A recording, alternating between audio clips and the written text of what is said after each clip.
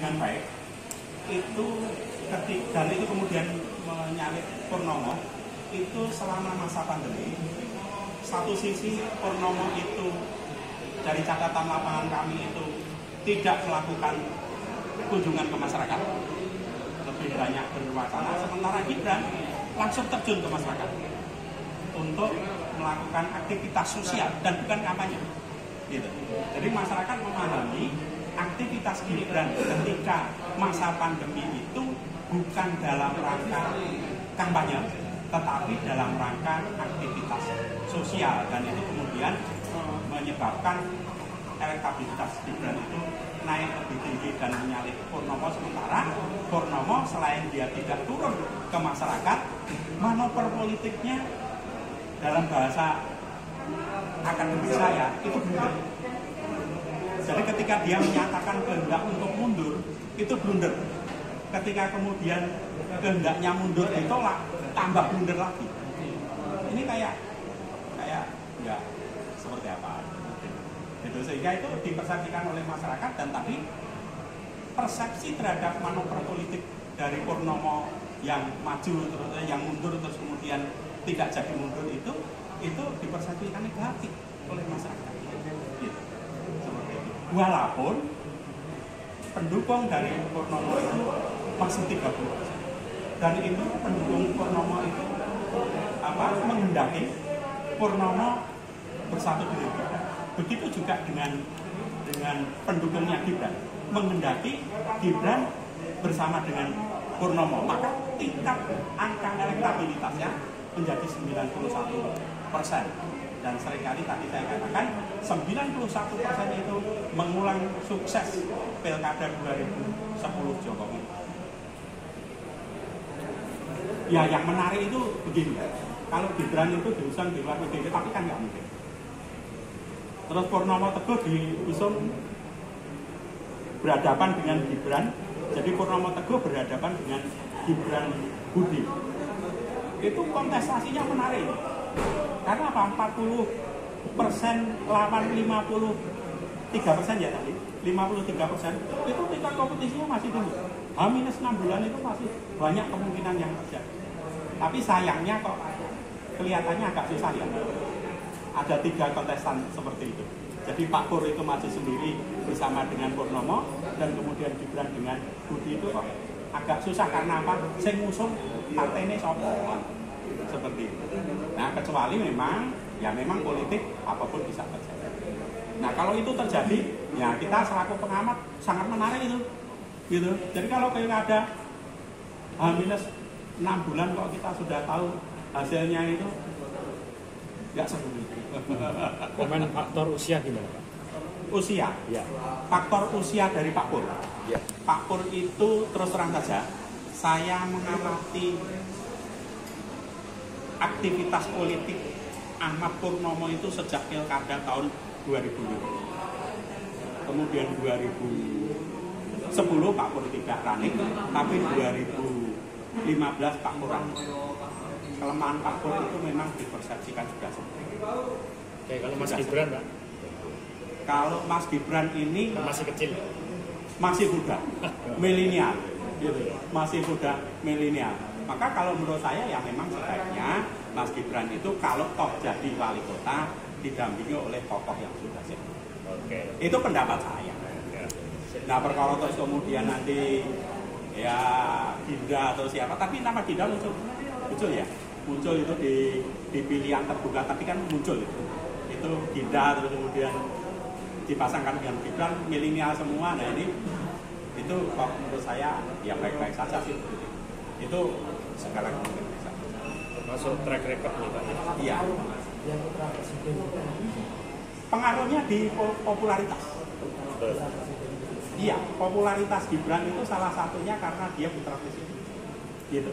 Nah, kalau misalkan ya, saya pernah itu punya keinginan gimana sih kalau kita riset secara nasional gitu antara elektabilitas Gibran dengan tokoh muda seperti misalkan AHY gitu.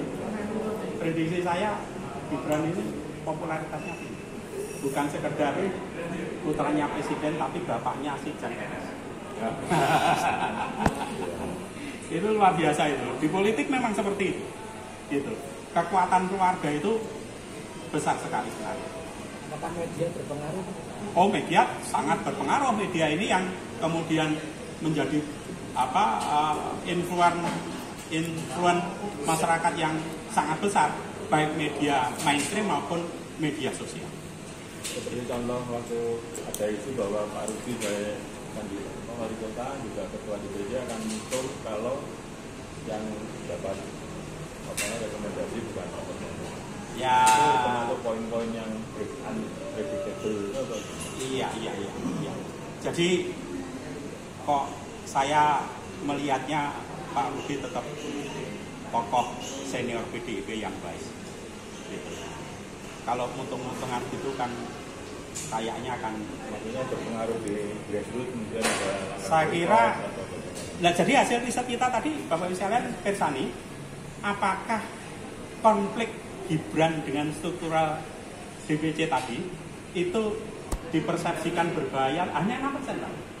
Jadi masyarakat yang kemudian baik-baik saja itu masih tinggi 46%, yang kemudian memang ada konflik tapi masih wajar itu 30%. Artinya apa? Ya manuver yang kemudian oleh sebagian orang dipahami sangat membahayakan situasi politik di Kota Solo ini ternyata pada tingkat pemilih tidak terbukti. Hanya 6%, tapi kalau 6% itu kemudian setiap hari ngomong di media sosial, apalagi terus kemudian teman-teman pers juga menganggap itu penting untuk dipublikasikan, ya kelihatannya besar gitu. Tapi setelah kita riset hanya 6% gitu. Jadi nggak perlu dikhawatirkan.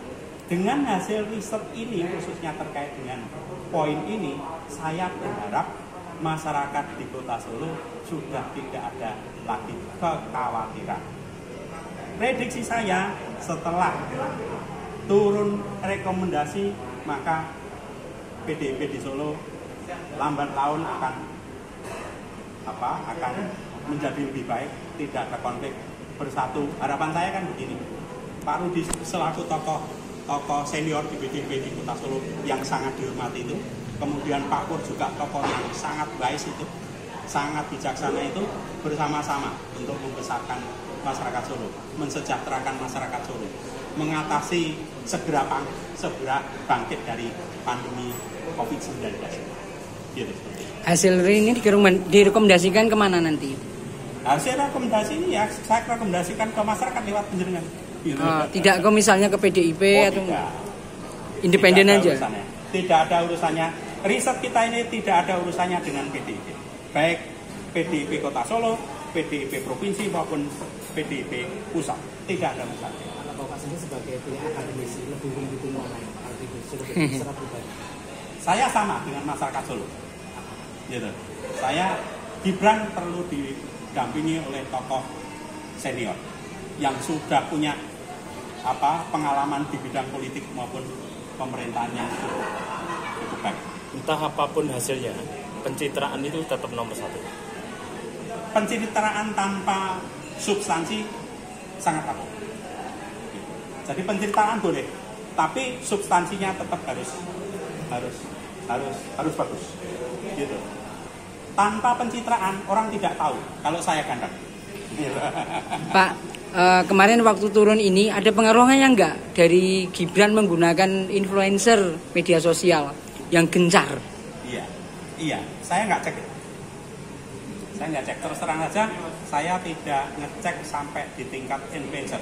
Pertanyaan survei saya sudah saya paparkan semua dan itu hasilnya seperti itu, dan di situ tidak ada indikator yang kemudian menjelaskan tentang pengaruh influencer terhadap elektabilitas Gibran dan lain sebagainya. Tapi menurut catatan kami di lapangan, jadi selain teman-teman yang kita terjunkan itu kan dengan pertanyaan standar yang kita sampaikan, mereka ada yang ngobrol itu tentang pilkada. Nah itu kemudian catatan-catatan itu kita kumpulkan. Ketemulah jawaban kenapa Purnomo itu bisa kesalip di periode Februari sampai Maret. Maksud saya begini, jadi ketika Purnomo itu karena pandemi ini tidak turun, nah kemudian Gibran mempunyai pasukan influencer, ini akan bisa menyalip Purnomo dengan cara itu. Bisa juga seperti itu. Bisa juga seperti itu. Tetapi influencer ini hanya bisa bekerja dengan baik dan kemudian influennya itu berpengaruh dengan baik kalau memang didukung kenyataan. Ya toh? Jadi kalau Gibran tidak turun kan nggak bisa juga memberitakan ini loh Gibran ke masyarakat. Gitu. Tapi bukan itu loh, masyarakat kita itu tidak semuanya sosial media minded.